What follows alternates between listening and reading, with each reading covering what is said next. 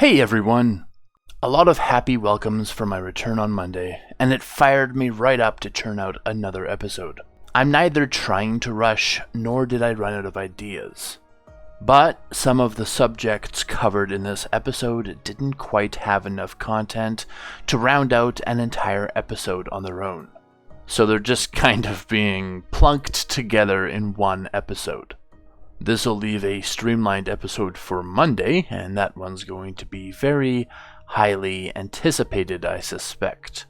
The time skip arc's far from over, but now that we're nearly done setting up everyone's individual timelines, it's going to be far easier to jump into why they've grown in the way that they have.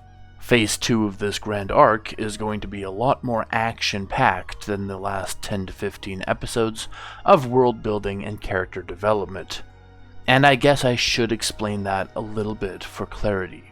In canon, Naruto consists of what's commonly referred to as Part 1 and Part 2. That's the original canon pre-time skip as Part 1, and then Shippuden as Part 2 post-time skip. But in order to flesh things out in my rewrite, it's more accurate to have Part 1 as the pre-time skip, Part 2 as the time skip itself, and then Part 3 as the Shippuden part of the story. As such, Part 1 is done, and we're currently in the throes of Part 2. As far as the timeline is concerned, we're in Part 3 technically, but these episodes are largely dedicated to the happenings of the time skip, so I'm referring to these moments as Part 2. I really don't like how mangaka demonstrate time skips.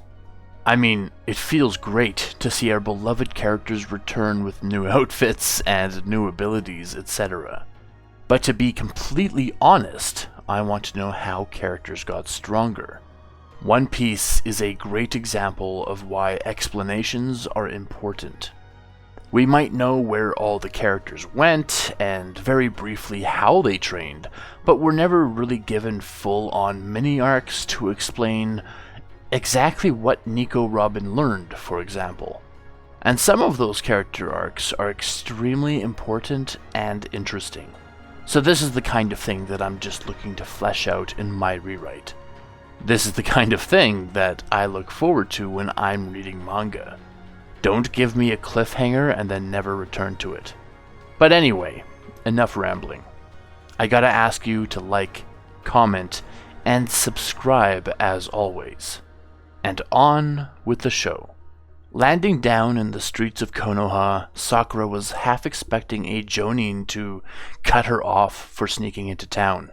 She didn't necessarily sneak, but even from atop the Kage heads, she could see a crowd forming at the city gates. Perhaps that's why no Jonin was showing up to apprehend or question her. But she also knew that the village had far less Jonin than it used to. No matter, without someone to stop her, Sakura knew exactly what she wanted to do. As she dashed between streets, she halted at a crowd rushing down one of the main streets towards the gate, gossiping about how the heir to the Aburame clan had returned. Heart jolting with excitement, Sakura's hopes strengthened, and she ran faster still until she got to the Yamanaka flower shop.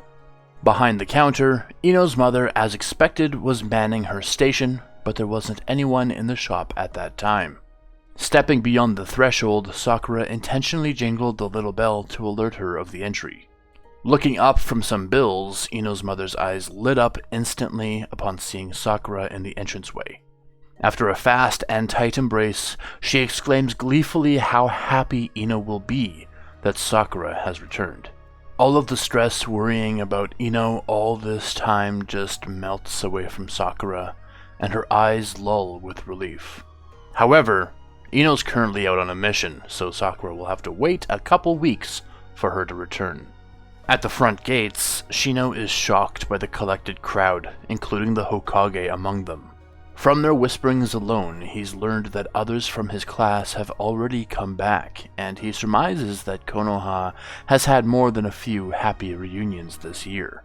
Breaking from the crowd, Minato approaches him and asks in a quiet tone that's still clear enough for him to properly make out, "And where have you been all this time?"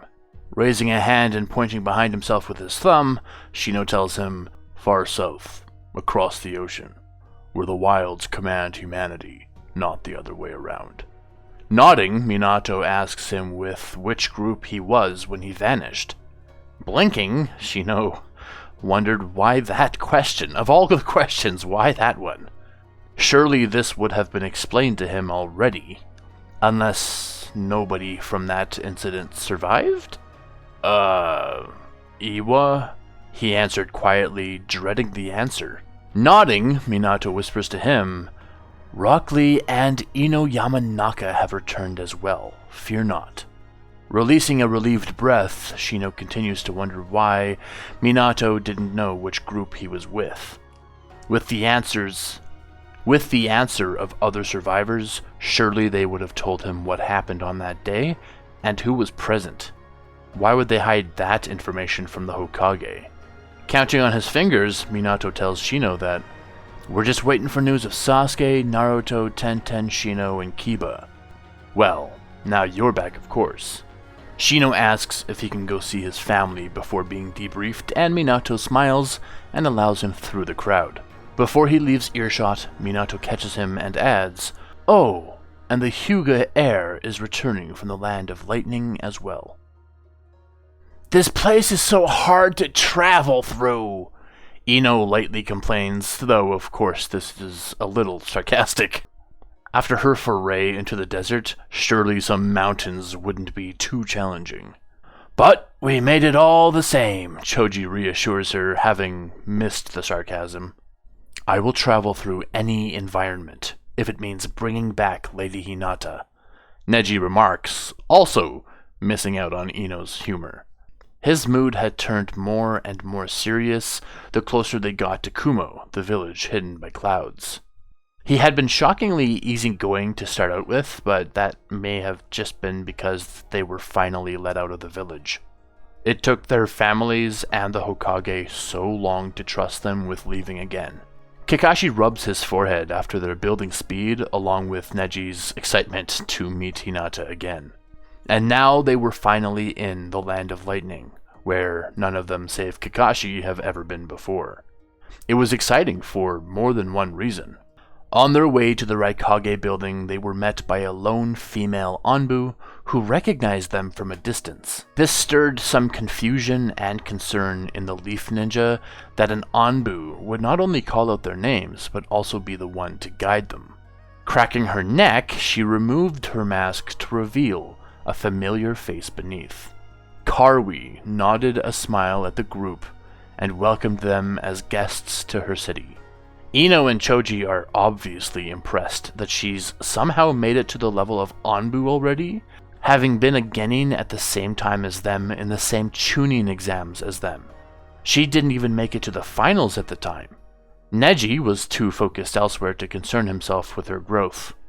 Choji chuckles despite himself, impressed that someone could grow so much in so little time, even though he could claim the same. Neji here was rather excited to retrieve Lady Hinata, Kakashi tells Karui as he nods toward the one-eyed prodigy.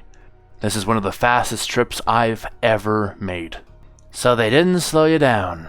Karui asks, looking at them individually before donning the mask again and nodding for them to follow after her.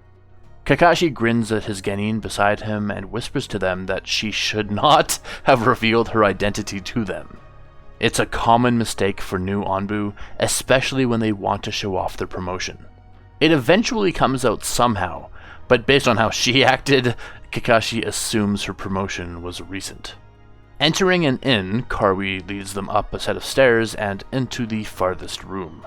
Sitting on a bed, facing away and towards the window, the group instantly recognizes Hinata's dark hair.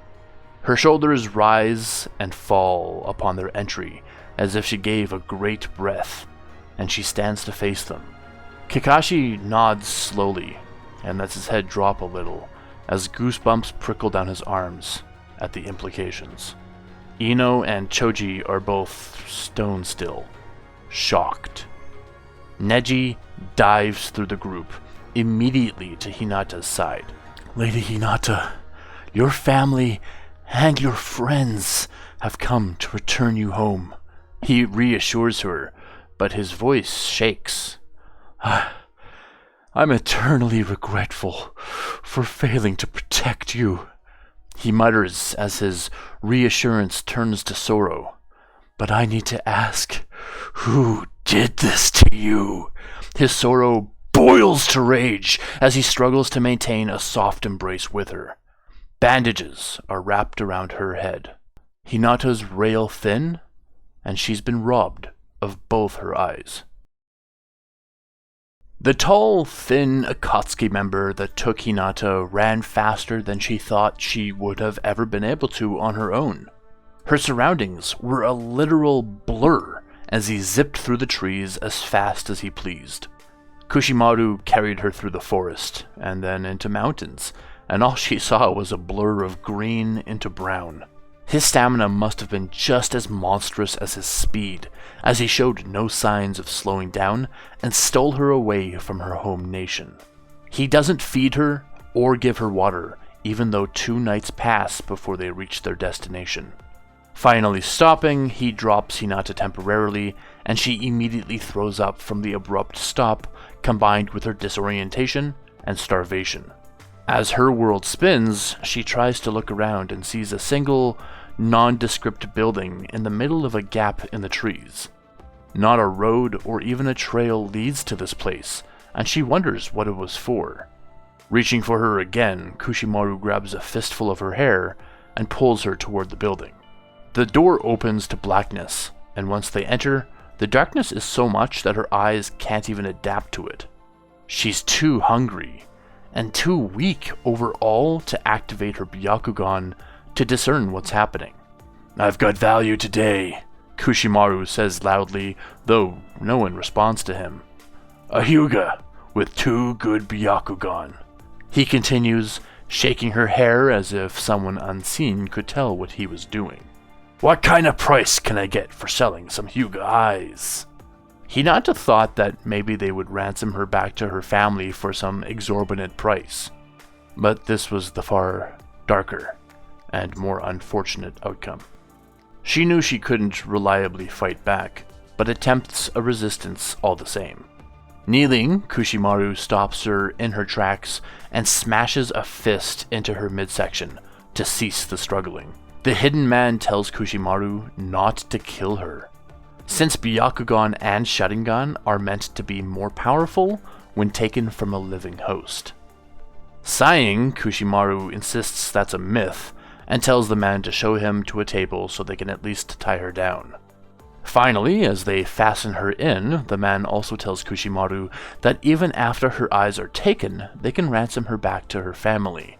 If she were delivered back to them untouched, they could get a very nice sum.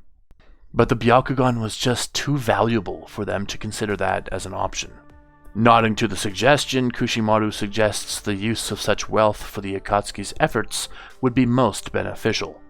After a pause, Kushimaru shakes his head and tells the hidden surgeon that he only wishes to sell one of the eyes. He'll keep the other one for himself. Nodding in compliance with Kushimaru's wishes, the surgeon places a contraption around Hinata's head to lock her in place, unable to fidget. They both completely ignore her whimpers and occasional shouting to escape. Unfortunately for her, the difference between she and Kushimaru is like a toddler and an adult. Nothing she can do can overwhelm him. Cracking his bony fingers, the man leans over her and does the deed. She screams in protest, but that's all she can do before her world turns to black. And as a direct heir for the Hyuga family, she does not have a seal protecting her eyes.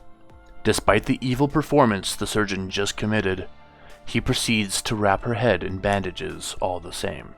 With her light taken from her, Kushimaru undoes her restraints and she just lies there limp, grieving for her own life to come, wherever it goes.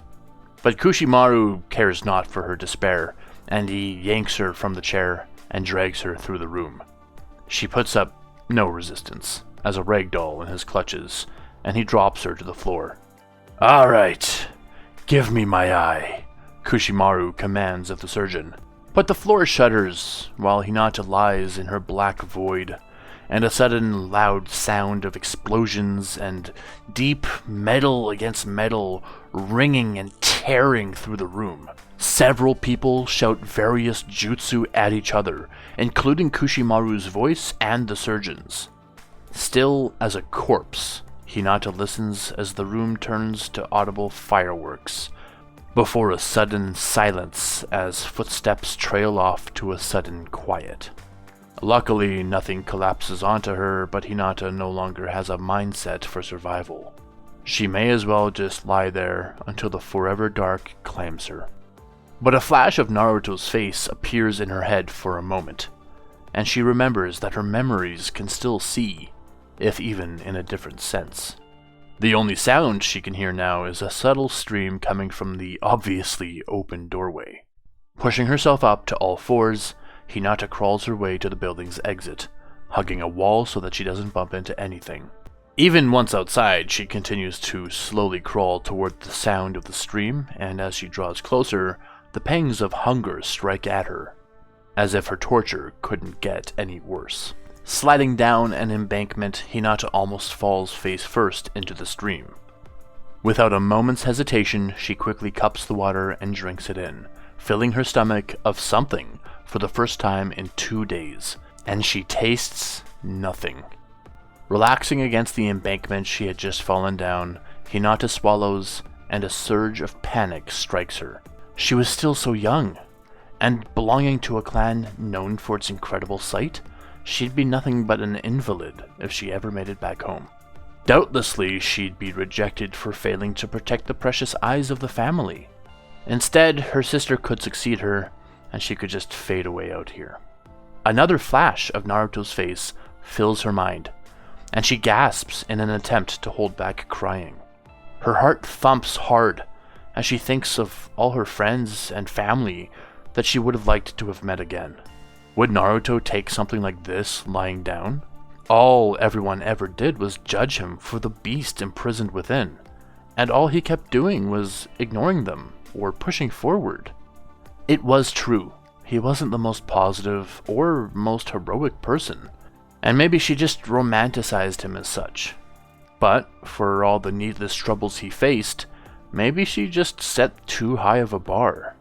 Surely it would be impressive to him if she made it back home despite this loss. But Hinata had never considered the challenges of traveling the world without being able to see it. Clearly people managed to do this, but she didn't have the first clue how. She's not in her ninja garb here, and doesn't have a container with her to carry more water. The only thing she has is her leaf headband, which she keeps on her at all times. But it's likely not the wisest thing to wear it when she can't even identify whether she's in friendly territory. It was best then that she got her fill of water while she could. Putting her hand in the water, she could tell which direction it flowed, and wondered if it led to a village. She figures if she could make it to a town somewhere, someone would surely help her out. Locking into her resolve, Hinata intentionally dives at the stream this time to get as much water in as possible before attempting the journey to civilization. At first, she travels on all fours, but even she knows such a slow speed won't get her very far. Eventually, she climbs to her feet and keeps her arms outstretched as she takes careful steps. She had no idea how late or early it was, and every time she heard leaves rustling, she jumped. That could have been the wind, an animal, or an unknown stranger, but she forged forward all the same. She faltered occasionally, but slumping to the ground and doing nothing just multiplied her panic, so pushing forward was the best she could do. She could handle walking in darkness, but stopping and pondering the fact that she no longer had eyes created a dread unlike anything she had ever experienced. And she was happy that her hunger seemed at least temporarily sated as she followed the stream. She feared that she'd have to search for berries, but she only knew the healthy ones from the poison ones based on sight, not feel. Kushimaru ran so fast that she had no idea whether she was truly isolated from society or if that facility was just on the outskirts of a settlement. Despite tricking her body into not being hungry, Hinata was still very weak and grew tired easily. She knew that her body could still last a while longer without food, as uncomfortable as that would be. And as long as she stayed near the stream, she had infinite water. Trying to keep on the bright side of things, Hinata also observed that the temperature was pretty warm here, so night might not be too cold. She's also rather sore in the ribs where Kushimaru struck her. She wouldn't be surprised if he had broken a couple ribs from that punch. However, the pain there was distracting her from her pain in her... Shaking her head, Hinata tries to keep her thoughts as far away from her stolen eyes as possible. Her mind was more fragile than ever right now, and of all times, she could not afford to have a breakdown. She hears crickets and frogs croaking around her, and takes that as a cue that night is falling, but she keeps walking for as long as her legs will allow. Again, on the bright side, the darkness of night can no longer slow her down. If her legs will let her, she'll walk all night long too. As she walks, the stream begins to widen, and she has to keep some distance from it so she doesn't get wet or accidentally fall in.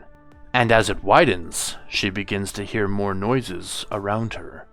Some of it are sounds of the flowing water, and some of it are rustling leaves, and some of it is voices. They're a cacophony for her, so many that she can't pick out any individual voice. With nothing to lose, she steps ever closer to the voices until her hands meet up with the wooden wall of a building. Gasping with relief, she leans her back against the building and crumples to the ground. Filled with exhaustion, she nearly immediately drifts off to sleep, if not for the interruption of the homeowner telling her off for sleeping in his yard. "Damn street urchins! Get out of my yard!" the man shouts at Hinata, shaking her from the sleep that she almost claimed. The man's shouting dies down as he gets closer to her, and she wonders what's made him stop. "Ah, you're one of them cripples," the man remarks, and Hinata's insides lurch at his choice of words. Hiking her up by grabbing her by the upper arm, the man guides her closer to the voices and releases her. "Find somewhere else to sleep," he tells her, his footsteps padding away across dirt. She has no idea whether she's in a city or a tiny village, and she doesn't even know which direction to go to avoid the man's house again. Guiding her way along what she thinks is a street, Hinata feels walls and posts of other buildings and occasionally knocks into other people. But they push her away and act as if that very contact with her would somehow afflict them with her blindness. Finding her way down the side of another building, Hinata pants from the stress of, well, everything, and collapses. What should her next step be from here? Doubtless she'll eventually find someone with heart enough to help her. But what then? Just as before, sitting still causes her to think about her newfound blindness, and she experiences another panic attack.